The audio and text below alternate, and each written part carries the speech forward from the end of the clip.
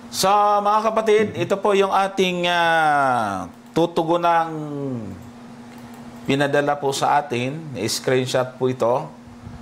Dalawa po ang pinanggalingan ng ating paksang tatalakayin ngayon. Una po muna, basahin natin itong kay Reuel J. Valenzuela. Ang sabi po niya rito, good afternoon and happy Sabbath. Ibig sabihin, ito nung Sabado niya pinadala kahapon.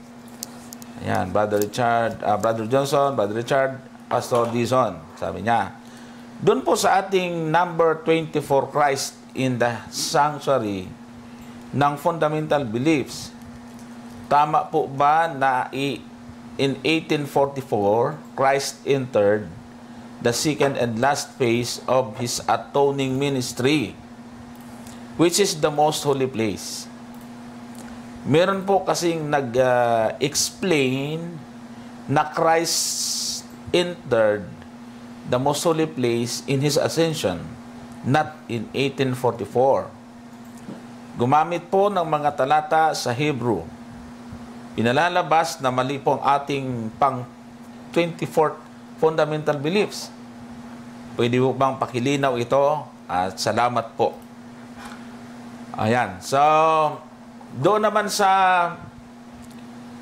isang video namin ni Brother Gypsy kung saan ay tinuwid natin si Brad Eli na noong 1844 daw, hula daw ni Ellen White yun.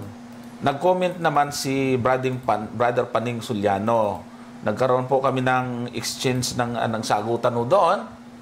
At nagtanong na lamang po siya. Sabi pa rito, ito na lang bro, total nag-aral ka naman ng Bible at hula. Ikaw na lang sasagot sa tanong ko. Tanong ko sa iyo, yung Hebrew 6:19 to 20. Ito ba ay hula pa lang o nangyayari na sa panahon ni Pablo? Tapos kinote niya yung verses 19 and 20. We have this hope as an anchor for the soul, firm and secure. It enters the inner sanctuary behind the curtain. Sa 20, where our forerunner, Jesus, has entered in our behalf. He has become a high priest forever in the order of Melchizedek. So, ito po ang gusto niya ipaliwanag. Bagaman, alam natin na si Brother Paning ay talagang may sarili na po siyang pananaw at tutol, at sabi pa nga niya sa kanyang mga post, ay minali. Mali na daw si William Miller, lalong minali ni Ellen White. Kaya nung mayroong nagtanong sa kanya at nagtanong din ako paano naging mali, ay binabasa daw niya ang sulat ni Ellen White at nakita niya na mali nga yung turo na pumasok si Kristo sa most holy place noong 1844. At ito ang kanyang batayan na sa pag-akyat ni Kristo sa langit ay diretso na kaagad sa most holy place. Kaya kinuha niya yung talata na it enters the inner sanctuary behind the curtain. So, ibig sabihin, kung hindi nga naman natin alam at babasahin lang natin yung talatang ito at hindi natin bubusisiin mga kapatid, mga kaibigan, ay parang tama na nga.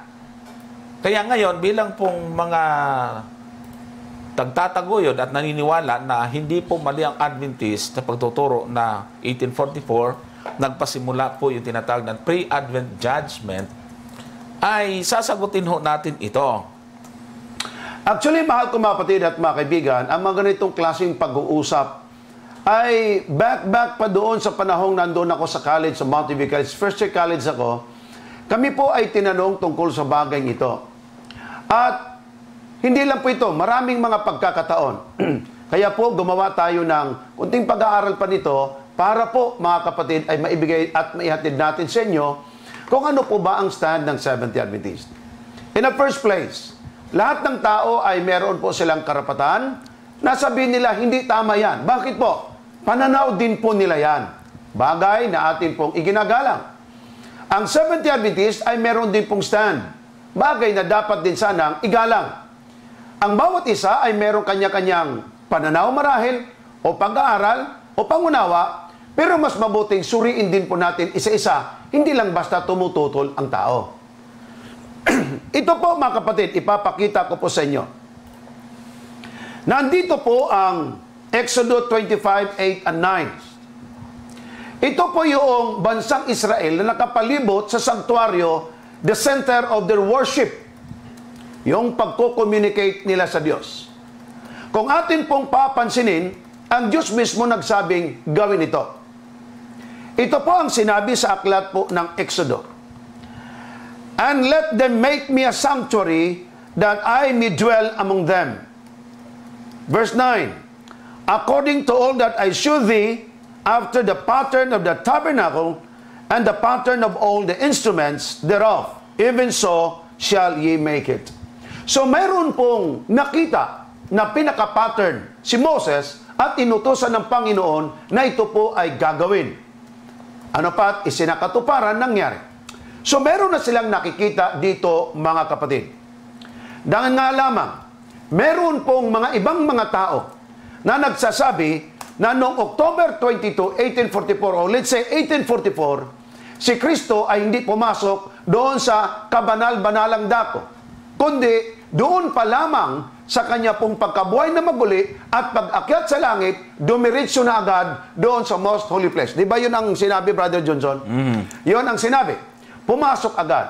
So, ibig sabihin, kung si Kristo ay pumasok agad, noon pong after siya'y nabuhay at umakyat agad sa langit after 40 days, yun po ay nasa taon pang 34 AD. Kasi namatay siya ng 31 AD. Okay? 31 AD. Namatay siya ng 31, 40 days after ng pagkabuhay niya, umakyat sa langit. So napakalayo po ang 34 AD sa 1844 o ang 1844 napakalayo na i-compare mo kung 31 AD nga si Kristo ay umakyat na agad sa langit. Kung si Kristo nga naman ay umakyat agad sa langit, mahal kong mga kapatid, year 31 AD, abay mali nga naman ang discussion pagdating sa 2,300 days in the Bible Sanctuary. Dito naninindigan ang iba. Sana po nakuha ninyo ang pinakapunto. Kaya nga po, ang sabi doon ni Valenzuela na mali daw ang doktrina ng Seventh-day Adventist sa atin pong fundamental beliefs number 24. Ang sagot po natin ay hindi po naintindihan ng taong nagbigay ng komento patungkol po sa bersikulong kanyang ginamit at ito po ang sinabi sa aklat ng Hebro na ito ang malimit na ginagamit, Brother Johnson, Brother Richard. Okay. Hebro chapter 6 verse 19. Na ating inaring tulad sa sinipity ng kaluluwa. Angkor ito ha, angkor in other words. So ginamit naman ni Apostle Paul dito. Minsan ginagamit niya noong pinakahalimbawa na pagpapakita sundalo ang isang Kristiyano. Dito naman po, parang siban ang dating. Isang pag-asa na matibay at matatag at pumapasok sa nasa loob ng tabing. So dito na agad kumuha sila ng punto, palibasay may sinabing tabing. Ikalawa, Hebrew chapter 6 verse 9. Na do'y pumasok dahil sa atin si Jesus. Saan daw? Doon sa tabing. Na gaya ng pangunahin na naging dakilang saserdote magpakailanman ayon sa pagkasaserdote ni Melchizedek. Now mga kapatid, kung atin pong titingnan, ito po yung pinagbabasihan nila na nagsasabi na ang Kristo agad-agad pumasok sa most holy place, hindi na naghantay ng 1844 o hindi nangyari noong 1844, kundi noong year 31 pa lang after Ascension. Mga kapatid, ito po ang aking gustong dalhin sa inyong kaisipan na magkaroon ka ng second thought. Ibig sabihin po, isipin mo na ninyo ng makalawa o kung maaari pa 3, 4 at ilang beses bago kayo mag-conclude. Bakit po? Ang 2,300 days in the Bible Sanctuary, nakabase po yan sa Daniel 8:14, Daniel 8:14, na hindi po ito naintindihan ni Daniel hanggang sa chapter 9. Dumating ang anghel as per request ni Daniel na gusto niyang maintindihan. Dumating si Anghel Gabriel at ipinaliwanag. Ang tanong, ano ang nakita ni Daniel? Nakita po doon ang computation ng 2,300 days. Ang tanong ni Daniel, ano ito o ano-ano ang mga ito? Ito ang mangyayari sa huling mga panahon. Ang tanong ni Daniel, Anghel Gabriel, ipinakita mo sa akin, kailan mag-umpisa ito? Ang sagot ni Daniel, ang sagot mga kapatid, ay walang iba, kundi sinabi sa atin na ang 2,300 days ay meron pong napakalaking papel upang ating maintindihan kung ano po ang Hebrews chapter 6, 19 and 20. Gusto ko pong ipakita sa inyo sandali ang diagram kung paano po mapabulaanan yung kaisipan na si Kristo'y umakyat agad sa kabanal-banalang dako. Narito, kapatid, ang sabi ni Angel Gabriel, pagkaitayo ng umpisa, tandaan nyo pa, Daniel chapter 9, pagkaitayo ng umpisa, ang templong Jerusalem na sinira sa kapanahon ni Nabucodonosor, dinala naman silang bihag at pagbalik nila doon, ayon po ang paumpisa ng 2,300 days or years in the Bible prophecy. Sorry lang po mga kapatid ha, doon po sa ating mga kaibigan na ngayon lang nag-tune in, ngayon lang narinig, ang sabi agad nila, Brother Richard, ay ang bigat-bigat naman ng mga pinagsasabi ng mga ito. Hindi ko ma-relate itong bagay ito. So mga kapatid, pasensya lang po na po kayo. Humagip na lang po kayo sa inyo muna pong mahagip. Anyway, ipapaliwanag pa naman ni Brother Johnson, Brother Richard, ang mga ito. Ito pong akin ay pasiuna lang po ito. Nag-umpisa ng 457 BC, itinayo at kumplito ang templo. Kumplito ng templo, pati na ang mga bakod nito o kaya, anong tawag natin yan? Pati yung wall niya. Okay? Mga patibayan nito. At natapos ito noong 408 o 408. Exactly, merong 49 years na pagtatayo. At nangyari noong 27 AD, si Kristo naman ay pinahiran. Sa pamamagitan, mga kapatid, ng kanyang bautismo, nabotismo ang kanyang pinsan sa ilog ng Jordan. At nangyari nga, noong 27 AD, siya po ay bininyagan. Hinulaan din ng Biblia na sa kalagitnaan ng sanlinggo, ang Kristo po ay mamamatay at namatay nga siya at nabayubay sa krus ng Kalbaryo. Dito natin makita na ang mabuting balita ay ipinakalat po ito ng kanyang mga alagad hanggang year 34 na siya namang pagbato at pagpatay kay Stephen. Si Stephen ang siyang pinakaunang martir sa New Testament bilang mananampalatayang Kristiyano. 27 to 34 mga kaibigan, mayroon po yung 1 week. Ang 1 week ay merong 7 days. Sa Bible prophecy, ang 1 day is 1 year. So kung 7 days, 7 years. Ibig sabihin mga kapatid, exactly 7 years. Ito yung pinagbubulaanan din po naman ng iba na sinasabi nila na ay si Kristo ay namatay sa Miyerkules kasi ang sabi nga kalagitnaan ng sanlinggo. Hindi po kalagitnaan ng sanlinggo ng ating kalendaryo. Kalagitnaan ng sanlinggo ng propesya ng Biblia. Year 27 to 34, exactly 7 years po yan. So ang kalagitnaan, 31 AD naman si Kristo namatay. Ano pat ang sabi? Ang paghandog ay naitigil at lahat ng mga ito noong pagkamatay ni Kristo, which is true.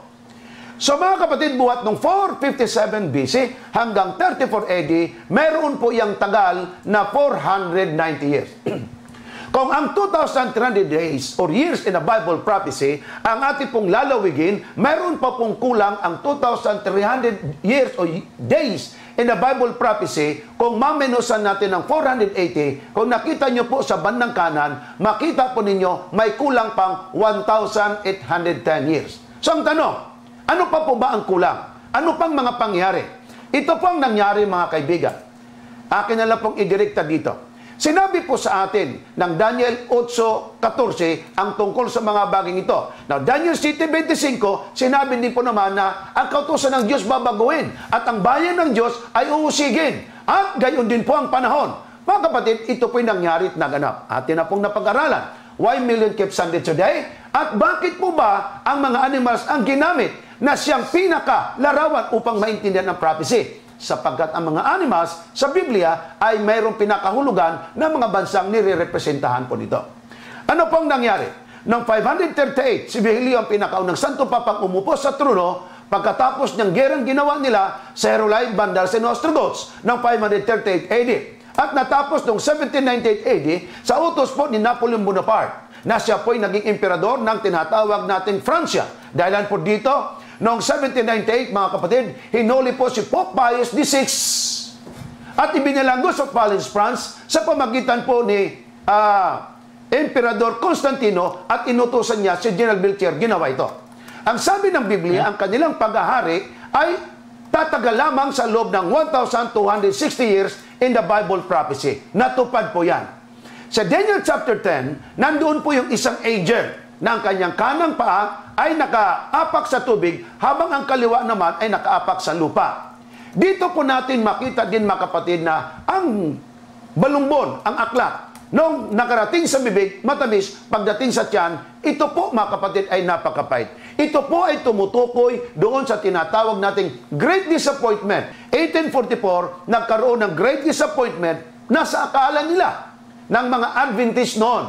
Kapatid mga Adventist, hindi po Seventh-day Adventist. Kaya nga po napapagbintangan tayo ni Mr. Soriano na ang Seventh-day Adventist daw ay nanghula na noong 1844 na si Kristo'y darating. Mali, 1863 na tayo, tapos 1844 nanghula na. Paano nangyari mga kapatid? So hindi po tama yon. Lalo tigit, hindi si Ellen White. Ang Adventist na tinutukoy dito, yung Millie Rights Movement na pinangunahan ng isang Baptist preacher o Baptist minister na si William Miller.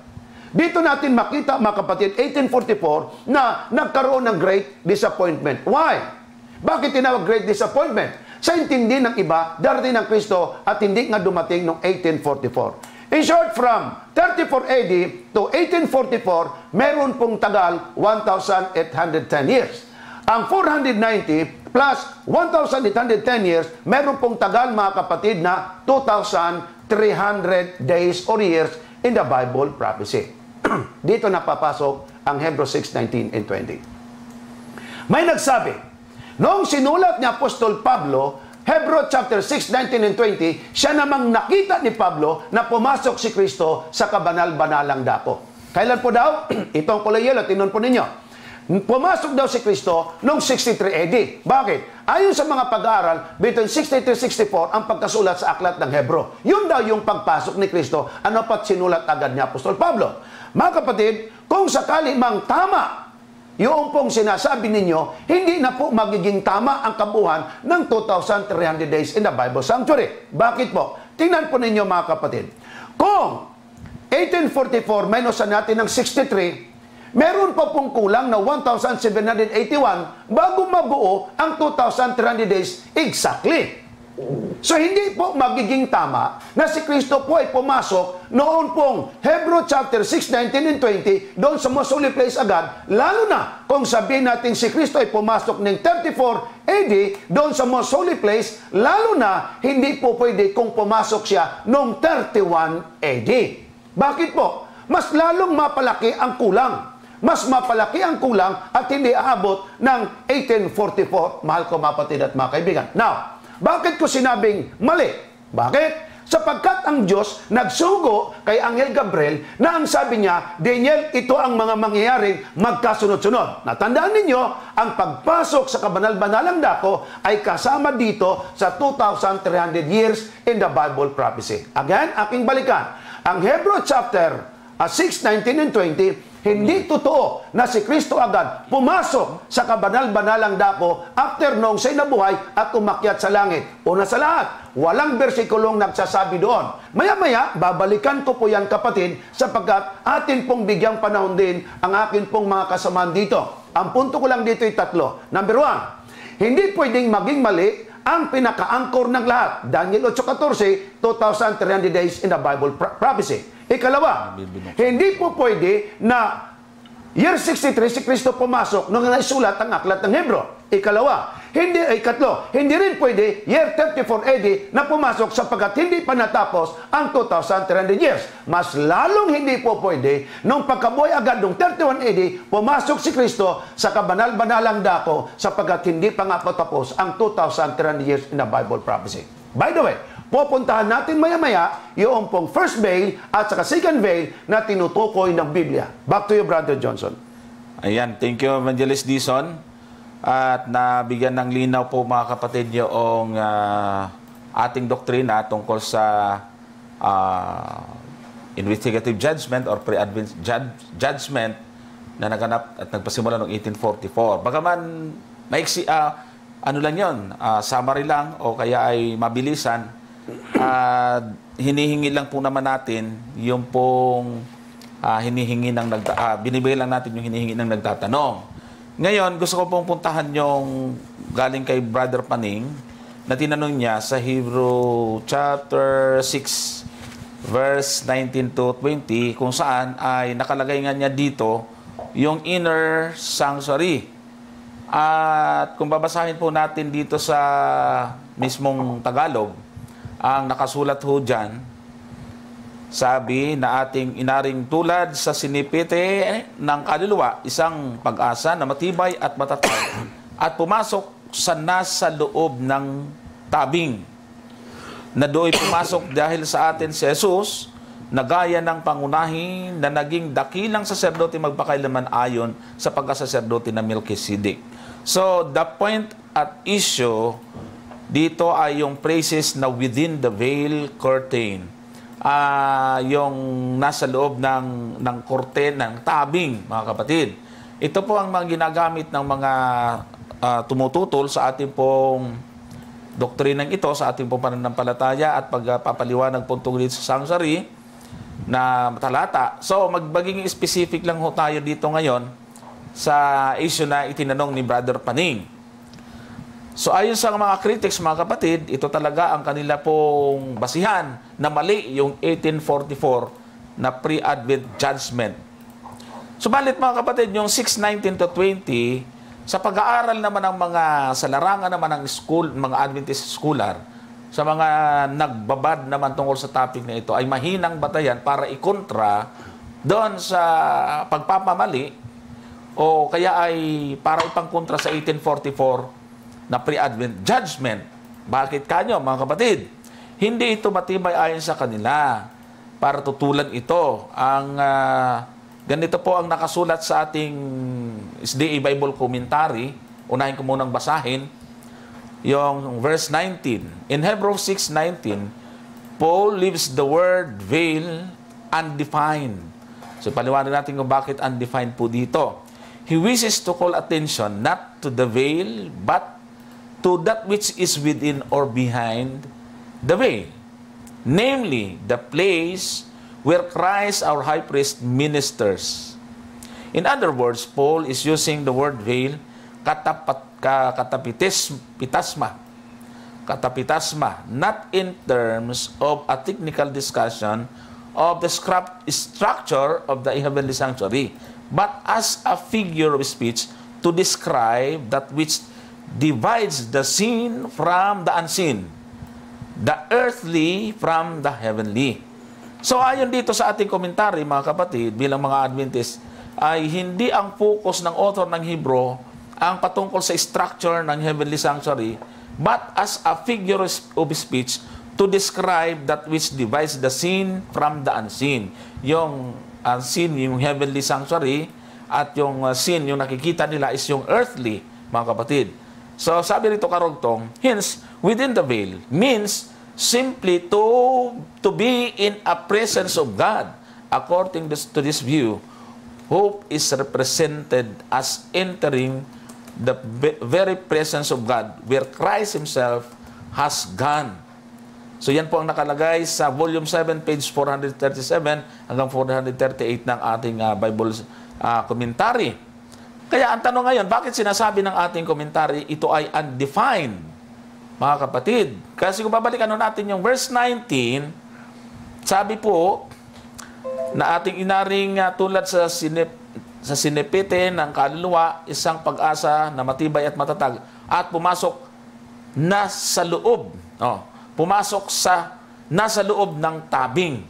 So, ang conclusion kaagad, ipag-akyat niya, diretso kaagad doon. Yun. Bagaman may paliwanag na tayo na hindi kasi yun ang focus at diin ng author ng Hebrew na bigyan ng pagkakaiba yung structure ng heavenly, kundi meron natapos na ministry ang ating Panginoon nang umakyat siya sa langit, i-present niya ang tagumpay sa Ama ng kanyang ginawang pagtubos dito sa sanglibutan. Kasi ganito, mga kapatid, sa sanctuary, ayon sa record ng Bible, may dalawang tabing sa sanctuary. Hindi lang po isa ang tabing. Correct. Hindi lang po isa ang curtain sa loob ng sanctuaryo. Ganito po ang ating mababasa sa Leviticus chapter 16 verse 2 at saka 12 sa King James Version. And the Lord said unto Moses, Speak unto Aaron thy brother, that he come not at all times into the holy place within the veil, before the mercy seat which is upon the ark, that he die not, for I will appear in this cloud upon the mercy seat. So dito may binabanggit dito na holy place, tas meron na ring veil doon. So mayroong unang will na hindi pa ito yung nagbabahagi ng holy place sa most holy place. At basahin natin yung Tagalog dito sa talatang ito. Sinabi na pa yun kay Moses, salitain mo kay Aaron na iyong kapatid na huwag pumasok tuwi na sa dakong banal sa loob ng tabing sa harap ng luklukan ng awa na nasa ibabaw ng kaban, upang siya'y huwag mamatay sapagkat ako'y pakikitang nasa ulap sa ibabaw ng luklukan ng awa. Ibig sabihin, yung ginagawa po sa sanctuaryo ay ang unang ministry muna ay doon muna sa unang tabing. Pangalawa na, at ang kasunod na po nito, yung ikalawa. Ganito naman ang nasa talatang 12, no? And he shall take a censer full of burning coals of fire from off the altar before the Lord, and his hands full of sweet incense, beaten small, and bring it within the veil. Sa Tagalog naman, ay dadalhin niya sa loob ng tabing. Kasi mga kapatid, sa Hebrew mismo, kapag ang tinukoy is yung kortina nasa pagitan ng holy at saka most holy place, ang terminong ginamit ho ay second veil. Yan ang mababasa natin sa chapter 9, verse 3. And after the second veil, the tabernacle, which is called the holiest of all. So sa likod ng ikalawang tabing, sabi niya na yung tabernakulo na tinatawag na dakong kabanal-banalan. So ang most holy place ay nasa likod ng second veil. Kaya bago pumasok ang ikalawang tabing, doon muna sa unang tabing. Kaya araw-araw doon po sa holy place, meron din munang dinaanan silang tabing na sa kanilang paglilingkod. At taunan ay doon na po sa second veil. Sa ating pong Adventist commentary sa bandang huli, ang comment dito, in Hebrews 6:9, Paul leaves the word veil undefined. He wishes to call attention not to the veil but to what which is within or behind the veil, namely the place where Christ, our high priest, ministers. He must refer to the veil of the door of the tabernacle. So sabi rito, meron ditong veil at the door of the tabernacle. Father, inasmuch as the heavenly sanctuary and the sequence of its services was prefigured by the earthly. When Christ ascended, prefigured by the earthly, when Christ ascended to heaven, He entered the holy place, the first apartment to begin the first phase of His heavenly ministry. Tapos tingnan niyo po dito, meron po ditong kinote na reference GC 420, yung sa Spirit of Prophecy, yung Great Controversy. Kaya nga, sabi ni Brother Paning, hindi daw siya naniniwala sa mga explanation ni Ellen White. Kapag hindi mo talaga sinundan sa Bible at doon na lang hawakan, akala mo talaga mali. Ngayon, binasa na natin na mayroong first veil, mayroong second veil. Kaya, pagka binanggit at kinote natin yung sulat ni Ellen White tungkol dito, ano pang itututol natin? Nabasa na natin sa Biblia, correct, mga kapatid. So, yan ang sinasabi natin na kapag nagre-research at hindi objective at subjective, wala kang makikitang liwanag, puro mali ang makikita natin. Ngayon, ganito naman ang sinasabi sa ating Daniel Revelation Committee Series tungkol sa bagay nito. Yung 6:20 at saka 19 at 20. Sabi, a comparison of Hebrews 6:20 and 9:24 seems to support the view that the praise into the inner shrine behind the curtain sa RSV may be simply another way of stating that Jesus has entered into heaven itself now to appear in the presence of God on our behalf. Ito po ay nasa page 79 ng Daniel and Revelation Committee Series Volume 4 na tungkol sa aklat ng Hebreo.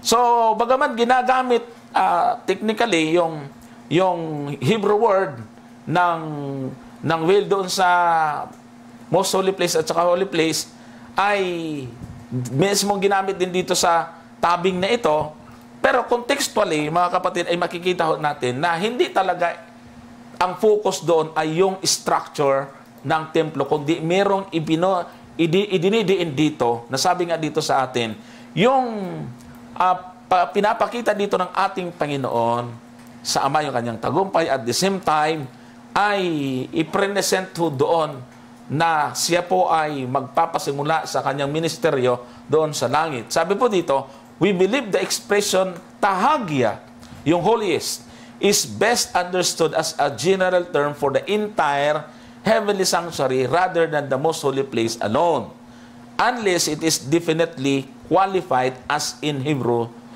9:2-5. Okay. Konti na lang ang aking may dadagdag dahil maliwanag na po ang inyong pagtalakay. Tandaan lang po na ang Daniel 8:14 ay iba ang konteksto, katulad ng sinabi ni Brother Johnson, doon sa Hebrew chapter 6, Brother Johnson. Yan. Sa konteksto, iba na agad, kaya doon pa lang, sabi na po natin, mali na agad na i-compare ito. Unang-una, ang vision sa Daniel, which is ang pinag-uusapan natin dito, yung Daniel 8:14, Brother Johnson, ay ultimong si Daniel, kaya hindi talaga madaling unawain to. Sa umpisa, hindi talaga ito na unawaan, Brother Johnson. Chapter 8, hindi niya ito naunawaan. Kinailangan pang maghintay ng ilang taon si Daniel at ito'y pinaliwanag ng anghel sa kanya. At ang paliwanag, Brother Johnson, ay nasa Daniel chapter 9. Ano po? At ang sabi po, 70 sanlinggo ang inilaan sa iyong bayan. At dito, Brother Johnson, kung ating titingnan, hindi pwedeng i-disconnect ang chapter 8 at chapter 9. Bakit? Saan hahanguin ang 70 sanlinggo na inilaan sa bayan ng Diyos kung walang naunang nabanggit na panahon? Kasi pansinin niyo, Brother Johnson, walang pinag-usapang vision about sa panahon sa chapter 9, Brother Johnson. Ang merong pag-uusap patungkol sa panahon ay nandun sa Daniel chapter 8. So, konektado ang chapter 8 sa chapter 9. At dito, Brother Johnson, sa chapter 9, sinaad dyan sa Daniel chapter 9 kung kailan magpapasimula yung panahon. Ng ano po? Ng 2,300 days na doon kukunin, Brother Johnson, ang Diyos. Kung sa madaling salita, Brother Johnson, Evangelist Dison, ay merong dapat matukoy na panahon ng pagpapasimula at panahon ng pagtatapos. Napakahalaga ng starting point, Brother Johnson, Evangelist Dison. Correct. Kasi pag hindi mo na pinpoint ang starting point, paano mo malalaman yung tamang panahon ng pagtatapos nito? Di po ba? Kaya napakahalaga niyan. Actually, Brother Johnson, eto regardless, ang mga ano po ngayon, ang mga protestante ay merong tatlong date na tinitingnan. 538, 457, at 444, Brother Johnson. Evangelist Season. Tama. Yes. 538, 457, 444. Ano yung 538? Yun yung unang pagbibigay ng utos na magbalik yung ano po, yung mga returnees, yung mga exile, di po ba? Pina-return na sa Jerusalem sa pangunguna ni Zerubbabel. 538, ano yan? BC. Sumunod ang grupo nino po ni Ezra noong 457 BC, Brother Johnson. At Sa time sumunod, ni after 13 Artaxerxes. years, ay ang grupo nino po ni Nehemiah. Ito hindi na kasi kinukonsider to ng mga bigla-bigla na lang Di po ba? Wala sa kanila yan. Akala nila walang kinalaman kasi yan. Kaya madaling kumontra pero hindi naman nila na iintindihan. Hindi ko alam kung ito pinapasukan nila ito. So 457. Bakit tayo Brother Johnson? Bakit tayo nag-come up doon sa 457 sa tatlong decree na ito? 538, 457, 444. Kasi dito po sa decree sa panahon ni Ezra, dito pinagsama na Brother Johnson ang decree na hindi na lang ang pagpapanauli ng templo ng Jerusalem ang ayusin, kundi yung buong ang buong Jerusalem, hindi lang templo pati wall nito. Tama. Kaya doon ang kinuha nating starting point. Regardless kung alin dito ang kukunin mong starting point, Brother Johnson, 538, 444, kung 444 ang kukunin mo, magdadagdag ka lang ng 13 taon, Brother Johnson. Okay? Kailan natapos? Kung 457, matatapos 1844. Ay, yung kinuha mo, 444 BC, halimbawa, okay, yung utos ng Artaxerxes kay Nehemiah na sige, bumalik ka doon sa Jerusalem at kumpunihin mo kung anong dapat kumpunihin. So, atras lang tayo, dagdagan natin ng 13 years. 1844 plus 13 years, Brother Johnson. Ano lalabas yan? Di ba 1857 ang labas? 1844 plus 13 years, 1857. Ang tanong, anong event meron noong 1857? Kung ang kunin mo, kahit na yung 444, 457 BC, 538, Brother Johnson, Evangelist Dizon, hindi pa rin lalabas na noong AD 31, pag-akyat ni Kristo sa langit, pumasok agad siya sa kabanal-banalang dako. Granting yon, granting. Granting lang yon. Granting lang yun. Alin man ang piliin mo dyan, Brother Johnson? 538 BC, 457 BC, 444 BC. Walang tatama doon sa 31 AD, Brother Johnson. Walang tatama. Tama. Kung yung konteksto ng Daniel chapter 8 at chapter 9 ang ating pagpupukusan. Hindi kinukontra nila, Brother Johnson, ang Daniel chapter 8 ipupunta sa Hebrew chapter 6 na hindi naman yun ang focus ng konteksto. Kaya talagang mamamali. Mga kapatid, tandaan, napakahalaga, Brother Johnson, kasi anong saysay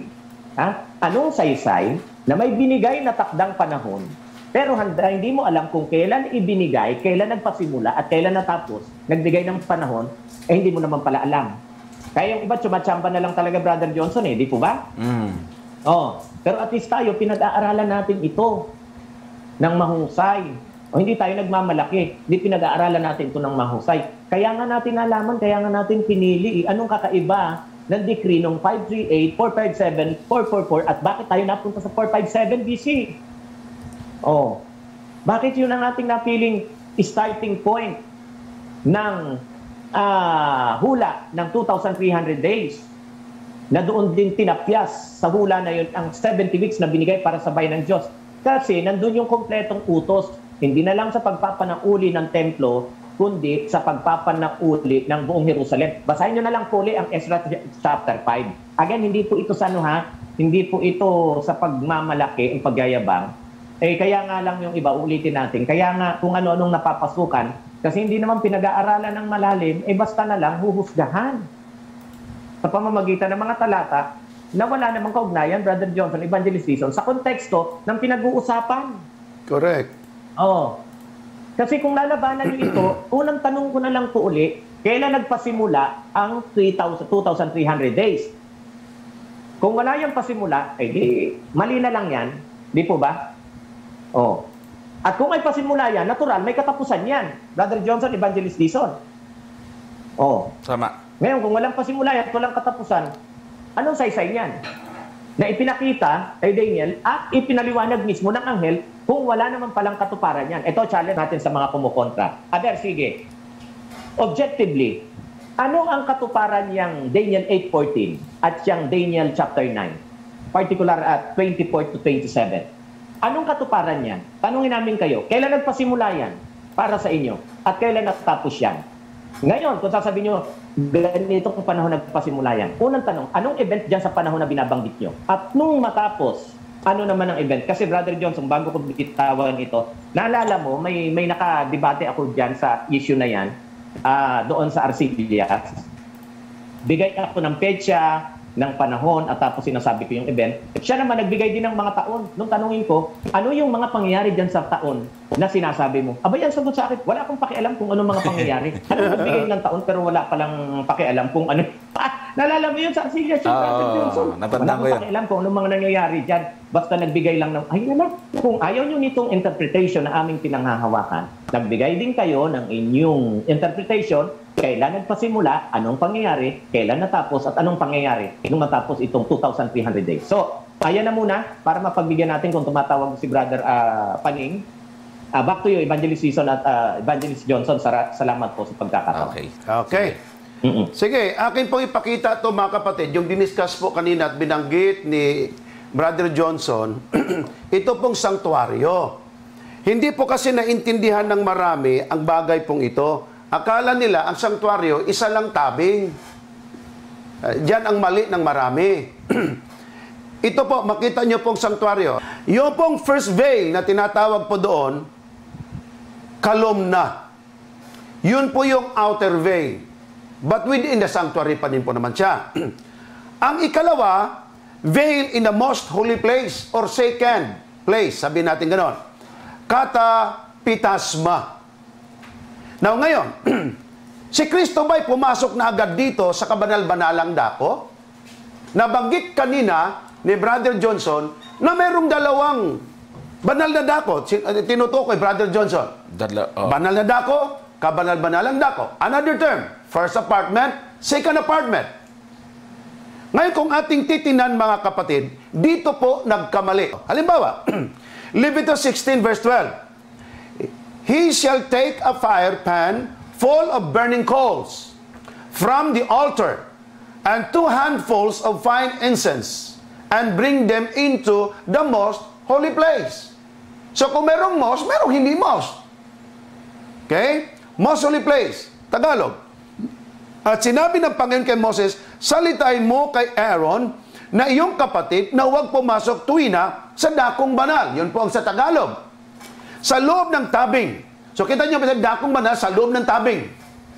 Sa harap ng luklukan na gawa na nasa ibabaw ng kaban upang siya huwag mamatay sapagkat ako'y pakikitang nasa ulap sa ibabaw ng lulukan ng awa. Ito yung binasa ni Brother Johnson kanina. Puntahan natin kapatid ng Hebrew chapter 9 verse 2. Pakinggan yung maigi. Dito po natin makita ang kuros ng lahat. At saka sa ikalawa. Sapagkat inihanda ang isang tabernakulo ang una na kinaruroonan ng kandiliro at ng dulang at ng tinapay na handog na siyang tinawag na dakong banal. Another term nito ay holiest. Okay? Tingnan nyo po kapatid ang talatang 3. At sa likod ng ikalawang tabing. Ano pong tinukoy dito? Ikalawa. Second veil. Ikalawang tabing. Hindi. Ang intindi kasi ng iba, isang tabing lang, Brother Richard, Brother Johnson.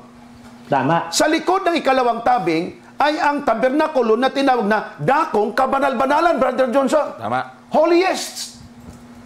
Ngayon, pumasok ba si Kristo agad noong siya umakyat sa langit, sa most holy place? Abay, dito rin po naman, di chapter 9 ito. Chapter 9 pa rin, pero verse 4 lang. Ito ang sabi, sapagkat hindi pumasok si Kristo sa dakong banal. Ay, di ang linaw. English pa. Hebrew 9:24. For Jesus is not entered into the holiest second apartment, Brother Johnson. Ay, nandyan din po naman. Kaya kung iisipin po ninyo, mga kapatid, na si Kristo po'y agad umakyat sa kabanal-banalang dako, mapamali po tayo. Kasi mismo sa talatang ito, hindi agad pumasok si Kristo sa most holy place. Ang iba naman, noong pagkabuhay ni Kristo, dumiretso agad doon, Brother Johnson. Tama ba? Yun din po ang pagkasabi sa tanong, di ba? Atin pong tingnan ang isa pong Bible scholar na lagi po nating narinig si Adam Clark Bible Commentary. Totoo ba na pumasok na agad si Kristo sa most holy place? Ito po ang sabi. Christ is not entered into the holy places made within hands. Bakit places plural? Dalawa nga kasi. Made with hands. He is not gone into the holy of holiest. Ano naman kapatid? He is not gone. Hindi siya pumasok doon sa tinawag the most holiest place of the tabernacle of temple as the Jewish high priest does once in a year with the blood of the victim to sprinkle it before the mercy seat. O, kita nyo mga kapatid, nandun yung mercy seat. There. But into heaven itself, which he has thus opened to all believers, having made the propitiatory offering by which both he and those whom he represents are entitled to enter and enjoy eternal blessedness. So mga kapatid, malinaw, mismo si Adam Clark Bible Commentary na hindi Seventh-day Adventist nakaintindi na ang sabi, si Kristo ay hindi agad pumasok sa most holy place o sa holiest place or kabanal-banalang dako. Di tama, ang sinabi po mga kapatid ng Hebrew chapter 9 verse 24, for Jesus is not entered into the holiest second apartment made with hands. Yan po ang tinutukoy. Kaya nga po yung aklat ng Hebrew chapter 6 verse 19 and 20, na ang sabi, si Kristo agad pumasok, nilinaw po ng chapter 9 na hindi agad pumasok si Kristo doon sa kabanal-banalang dako. Ayan, Brother Richard, meron kang dagdag?